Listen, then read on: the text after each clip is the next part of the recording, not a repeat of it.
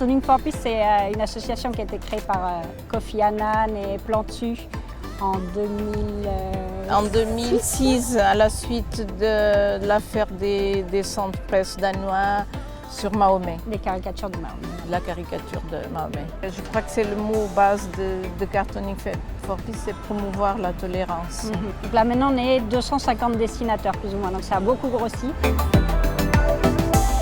Cartooning for Women, c'est le nom de l'expo. C'est le thème de l'expo. Oui.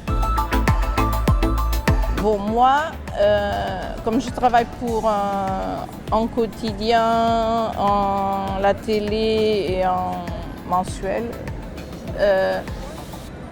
ma routine, en fait, c'est de m'informer le matin, je me réveille, j'écoute la radio, après je fais le choix de mon thème et après je m'informe pendant le jour et je finis le dessin le soir, voilà. Oui, en fait, il y a plutôt deux types de dessins à faire. Il y a souvent du travail de commande, donc c'est dessiné sur un article qu'on nous a envoyé en particulier, et le travail qui est plus personnel, où on s'informe sur l'actualité et on va publier le dessin. Ça peut être sur les réseaux sociaux, ça peut être non rémunéré, de manière plus personnelle.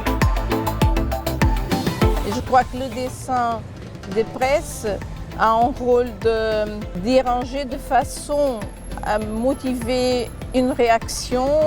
Faire réfléchir, pousser à la réflexion et que ça amène du dialogue, parce que ce type d'exposition, ça peut faire parler deux personnes entre elles, notamment un homme et une femme. Et moi, ça m'est arrivé d'organiser des expositions sur les droits des femmes où des hommes qui accompagnaient leurs femmes au moment de ces expositions se sont mis à parler de certains sujets ou accompagner une amie, etc. et de se rendre compte d'une réalité dont ils n'avaient pas forcément conscience. Le prochain pas, c'est qu'il y a une antériorisation. Voilà.